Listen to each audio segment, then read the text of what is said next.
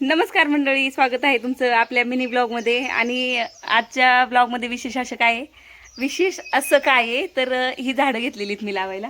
आणि ही झाडं कशासाठी घेतलेली आहेत? फक्त आणि फक्त फुलझाडं घेतलेली आहेत. त्याच्यात फक्त एक शमीचं रोप घेतलेलं आहे वेगळं आणि हे अनंताचं रोप घेतलेलं आहे. तर ही झाडं जी घेतलेली आहेत ना, ह्याची पूर्ण झाडांची मला नावं त्यांनी सांगितली होती सकाळी, पण मी विसरून गेली काय नाव आहे त्यांची ती.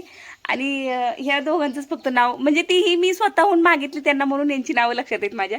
आणि ही जी आहेत ना, तर ही छोटी छोटी फुलं बघून आणि त्यांचा सुगंध बघून मी ही झाडं घेतलेली आहेत. तर एकाचं नाव मला निशिगंध सांगितलं, एक निशिगंध, मनकर्णी आणि रातराणी, आणि एक अजून कसले माझ्या लक्षात नाही.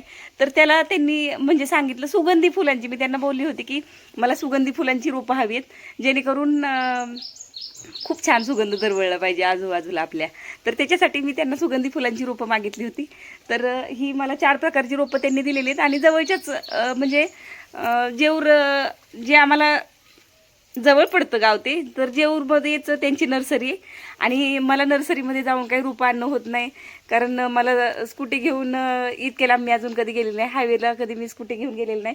आणि चौधरी साहेबांना घेऊन जायचं तर त्यांना कधी वेळ नसतो, आणि त्यांना असं छंद पण नाही की मी कोणती झाडं घ्यावीत आणि लावावीत. आणि ही जी झाडं आहेत ना, तर ही कमी लावली जातात असं आजूबाजूला झेंडू, जास्वंदी, गुलाब हे असलीच काही झाडं लावली जातात.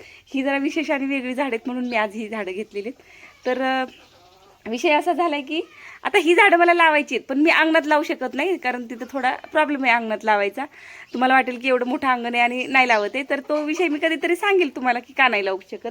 पण मला आता ही झाडं जी लावायची आहेत, तर ती मी कशात लावू? या क्रेटमध्ये लावू, की ज्या प्लास्टिकच्या बकेट मोठ्या मोठ्या असतात त्याच्यामध्ये लावू, की पत्र्याच्या डब्यांमध्ये लावू? मला कमेंटमध्ये नक्की सांगा. तसं तर मी पर्याय काहीतरी काढेलच, पण कोणत्या म्हणजे ह्याच्यामध्ये पॉटमध्ये ते जास्त चांगलं सुधरेल लवकर, असं मला कमेंटमध्ये नक्की सुचवा. तर कशी वाटली माझी ही आजची घेतलेली झाडं मला कमेंटमध्ये नक्की सांगा. आणि खूप छान सुगंध येतोय, इतका इतका सुंदर सुवास आहे ना या झाडांचा, काय सांगायचं. अगदी इथपर्यंत एकदम मेंदूपर्यंत तो सुवास जाऊन एकदम डोकं शांत करते, एवढा छान वास येतोय त्यांचा.